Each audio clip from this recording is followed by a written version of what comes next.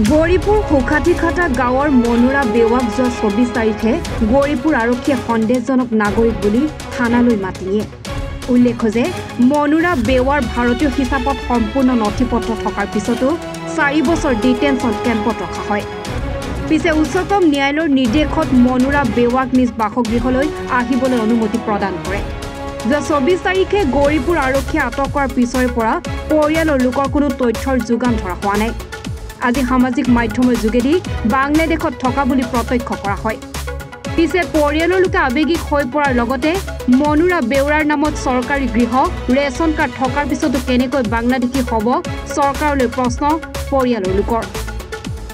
গৌৰীপুৰ নগৰ আঞ্চলিক মহিলা সমিতিৰ সভানেত্ৰী জানাখাৰা বেগমে 24 ঘণ্টাৰ সময় বান্ধি দি 24 ঘণ্টাৰ ভিতৰত উভতাই নিদিলে ভয়াৱহ আন্দোলন গঢ়ি তোলাৰ হুংকাৰ প্ৰদান কৰে।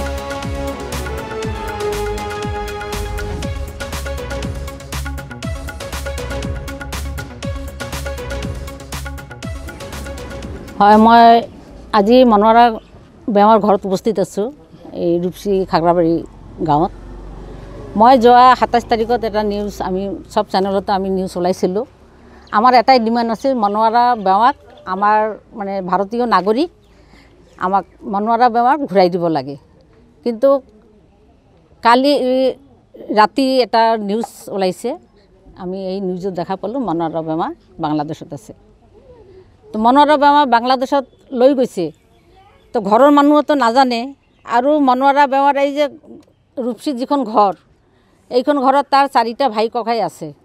4টা ভাই ককাই যদি ইণ্ডিয়ান হয় তেনে মনুৰা বেগম কেনেকৈ বাংলাদেশী হয়? আৰু মনুৰা বেগমৰ এইবিলাক তথ্য মোৰ হাতত আছে, NRC আছে, NRCৰ ডকুমেণ্ট আছে।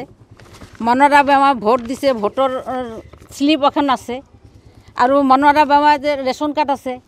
মনুৰা বেৱাই মোদী চৰকাৰৰ ঘৰো পাইছে। আৰু 4 বছৰ আগতে সেইদিনাখন মই 2 বছৰ বুলি কৈছিলোঁ, আচলতে এইটো 4 বছৰ হয়। 4 বছৰ তাই ডিটেনশ্যন কেম্পত খাটিও আহিছে। খাটি অহাৰ পাছত মহামান্য সুপ্ৰিম কোৰ্টৰ যিটো অৰ্ডাৰ হিচাপত মনুৰা বেৱাৰ ভাৰতীয় বুলি স্বীকৃতি প্ৰদান কৰিছে। তো আমাৰ অসম চৰকাৰে কেনেকৈ মনুৰাক গৌৰীপুৰ থানাত মাতি লৈ গৈ বাংলাদেশত পঠালে, এইটো আমাক গৌৰীপুৰ নগৰ আঞ্চলিক মহিলা সমিতিক এইটো জবাবদিহি কৰিব লাগিব। আৰু মই 24 ঘণ্টা সময় দিলোঁ মাননীয় মুখ্যমন্ত্ৰী হিমন্ত বিশ্ব শৰ্মা ছাৰক আৰু অসমৰ মাননীয় DGP হৰপ্ৰীত সিং ছাৰক 24 ঘণ্টা মই সময় বান্ধি দিলোঁ। যদিও 24 ঘণ্টাৰ ভিতৰত যদি আমাক যদি মনুৰা বেগমক যদি ঘূৰাই নিদিয়ে তেনেহ'লে আমি গৌৰীপুৰ নগৰ আঞ্চলিক মহিলা সমিতি আমি গণ আন্দোলন গঢ়ি তুলিবলৈ আমি বাধ্য হ'ম। কি কাৰণত মনুৰা বেগমক বাংলাদেশলৈ পঠালে, কিয় পঠালে? আৰু সেইটো আমি তাক কেছো কৰিম। যিজন DSP লৈ গৈছে তাৰ নামতো আমি কেছ কৰিম। এজন DSP SP অফিচৰ সকলো তথ্য থকা সত্ত্বেও সেই তথ্যবিলাক DSPজনে পৰা নাই নেকি? আৰু এইটো আত্মসন্মানত লাগিছেতো। মনুৰাটো ইণ্ডিয়ান হয়। যদি ইয়াতে ক'ৰবাত ডিটেনশ্যন কেম্পত যদি ৰাখিলে হয় সেইটো আমি মানি ল'লোঁ হয়। কিন্তু বিনা কাৰণত কিয় মনুৰাক বাংলাদেশলৈ পঠালে আৰু বাংলাদেশত গৈ পেলাই ইমান হেৰাছমেণ্ট কিয় কৰিলে? আজি আমি বাংলাদেশত যিটো নিউজটো আমি পালোঁ, তাতে পাই পেলাই আমি দেখা পালোঁ মনুৰা বেগম বাংলাদেশত আছে। মই কালি ধুবুৰী কলেজ আউটপোষ্টত গৈছিলোঁ, তাতে মই ICৰ লগত মই কথা পাতিছোঁ। ICয়ে কৈছে যে বাইদেউ এইটো তথ্য মোৰ হাতত নাই, এইটো বৰ্ডাৰ DSP ছাৰেহে গম পায়। তেতিয়া মই কৈছোঁ যে না ঠিকে আছে, এইটো আপুনি নাজানে বুলি মই জানো, কিন্তু মানুহবিলাকক যে ইয়াতে লৈ আহিছিল সেইটোৰ কাৰণে আমি আহিছোঁ। কিজানিবা মনুৰা বেৱা ইয়াত থাকেয়ে, কিন্তু তাতে ক'লে যে আমি এনেই গম পালোঁ যে গোৱালপাৰাত ডিটেনশ্যন কেম্পত পঠাইছে। তো ডিটেনশ্যন কেম্পত যদি গোৱালপাৰাত পঠাইছে, মই মনুৰাৰ ঘৰৰ মানুহক মই ক'লোঁ আজি গোৱালপাৰা গ'লে হয়, গৈ পেলাই মনুৰাৰ খবৰটো ল'লে হয়। কিন্তু আজি ৰাতিপুৱা যিটো বাংলাদেশত আমি নিউজ যিটো পালোঁ, এইটো আমি দেখা পালোঁ মনুৰা বাংলাদেশত আছে। তো কিয় মনুৰা বেগমক বাংলাদেশলৈ পঠালে সেইটোৰ বিচাৰ লাগে, সেইটোৰ বিচাৰ লাগে। নহ'লে আমি গৌৰীপুৰ নগৰ আঞ্চলিক মহিলা সমিতিয়ে আমি গণ আন্দোলন তুলিবলৈ বাধ্য হ'ম। আৰু এনেকুৱা দুখীয়া মানুহ, আনপঢ় মানুহ যাতে হাৰাশাস্তি যাতে জিলা প্ৰশাসন, পুলিচ প্ৰশাসন আৰু অসম চৰকাৰে যাতে হাৰাশাস্তি নকৰে, এইটোৱে মোৰ লাষ্ট ৱাৰ্নিং মই দিলোঁ।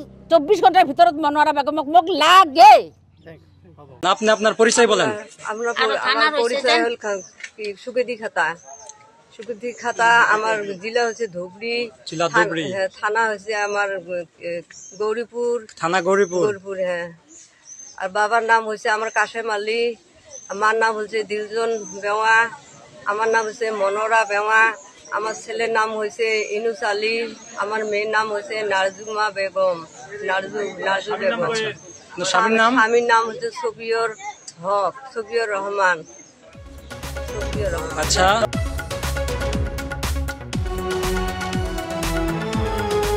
পৰ্বতজোৰাৰ পৰা মজিবুৰ ৰহমানৰ ৰিপৰ্ট, এনি ভাৰত 24।